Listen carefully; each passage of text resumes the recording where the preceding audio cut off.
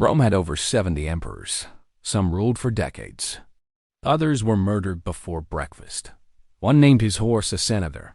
Another vanished in a sandstorm, never to be seen again. Tonight we meet all of them, slowly. In order, welcome to a quiet timeline through 5 centuries of Roman power. This isn't a history lesson with shouting generals or grand battles. It's a calm, whispered stroll through names, faces, and forgotten titles. A history told in low tones, designed to relax the mind, invite the imagination, and ease you gently into sleep. So take a deep breath, and let's begin. We start, of course, with Augustus.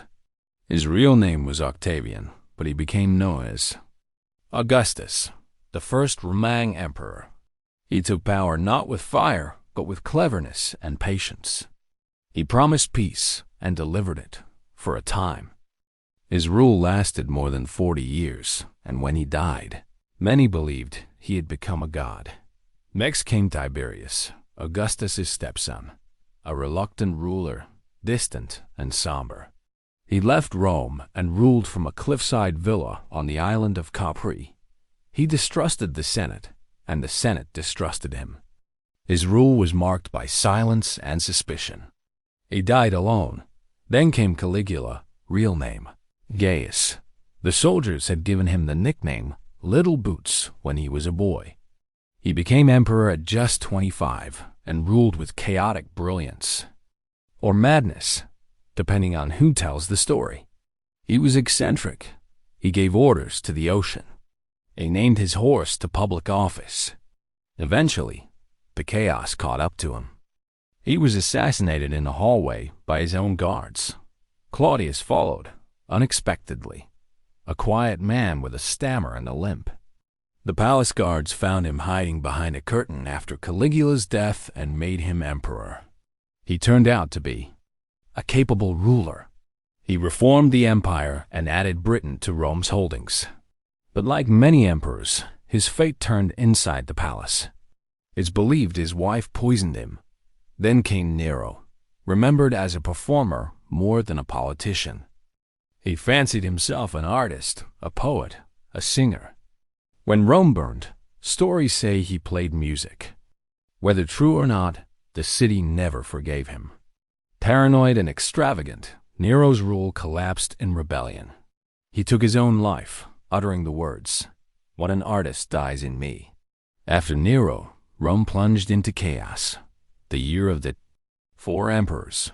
First came Galba, old and stern. Then Otho, brief and nervous. Then Vitellius, who enjoyed feasts more than governing. Finally, Vespasian rose from the east. He was a general, not of noble birth, and brought stability back to the empire. He began the Flavian dynasty. Vespasian's son, Titus, ruled briefly but is remembered kindly. He completed the Colosseum and tried to ease the suffering when Mount Vesuvius erupted and buried Pompeii. After him came his brother, Domitian. He loved order and called himself Lord and God. The Senate feared him. Eventually, he was assassinated in a conspiracy involving palace staff. With Domitian gone, the Senate chose Nerva, an elderly and wise man. He adopted Trajan, a strong general, as his successor. Trajan expanded Rome to its greatest territorial size. He was popular, fair, and competent, the model of a good emperor. After Trajan came Hadrian. He pulled back Rome's borders and focused on strengthening what the empire already had. He traveled constantly, visiting every province. He built walls, including the famous one in Britain, and wrote poetry. He died after years of illness and sorrow. Hadrian adopted Antoninus Pius, who brought peace and stability. His reign was long, quiet, and deeply uneventful. Historians struggle to find drama in his story. He was, in many ways, the most boring emperor, and perhaps the most beloved. Next was Marcus Aurelius, the philosopher king. He wrote meditations, thoughts to himself that still survive today. He fought wars on the empire's borders, but he never lost his sense of duty or calm. His reign marked the last of what many call the five good emperors. Then came his son, Commodus, the opposite in many ways. Commodus fancied himself a gladiator. He performed in the arena, dressed as Hercules, and demanded applause. Rome became his playground. His rule ended violently in his own palace bath, strangled by a wrestler. After Commodus, the empire fractured again. Pertinax tried to restore order, but lasted only a few months. Didius Julius literally bought the throne in an auction, and lost it just as fast. Then came Septimius Severus, who founded a new dynasty and ruled from the battlefield. His son, Caracalla, extended Roman citizenship to all free men in the empire, partly to increase taxes. He was paranoid and brutal. He killed his own brother in their mother's arms. Eventually, he was assassinated during a roadside stop. Macrinus followed, briefly. Then Elagabalus, a teenager who shocked Rome with his strange religious rituals and behavior. He too was murdered, replaced by his cousin Severus Alexander, who tried to rule peacefully, but was overthrown by soldiers. The 3rd century brought crisis. Emperors came and went in rapid succession. Few ruled for more than a year or two. There was Maximinus Thrax, a giant of a man, once a shepherd. He ruled through fear.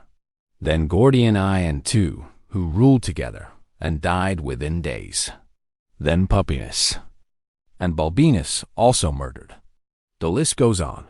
Philip the Arab, Decius, Gallienus, Claudius Gothicus, Aurelian Probus. Each rose in power, faced rebellion or war, and was usually killed. Then came Diocletian. He did something radical. He split the empire in half. East and West, 2 emperors, 2 courts, 2 capitals. It worked for a while. He also led the last and largest persecution of Christians.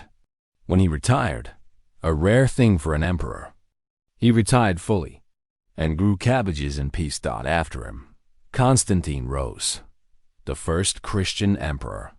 He legalized Christianity. He claimed to see a cross in the sky before battle. He defeated his rivals and reunited the empire. He built a new capital, Constantinople. He died a baptized Christian, and his sons took over. The empire again split, argued, and declined. Julian, known as the Apostate, tried to bring back paganism.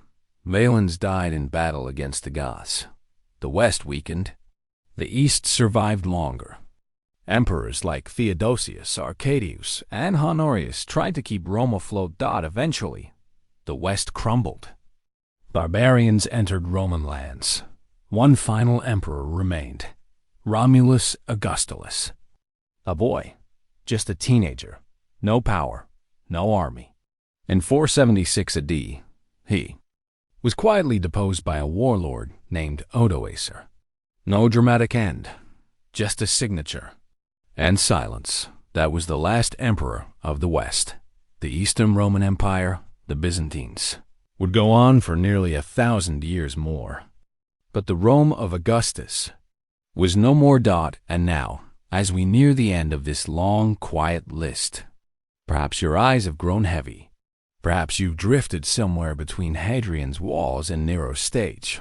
If so, that's just fine. Because history, even imperial history, was never meant to be rushed. Thank you for joining this calm journey through the emperors of Rome. If you're still with us, consider subscribing for more peaceful passages from the past.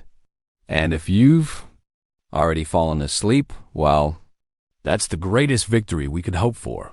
Good night and rest well. Even emperors needed sleep.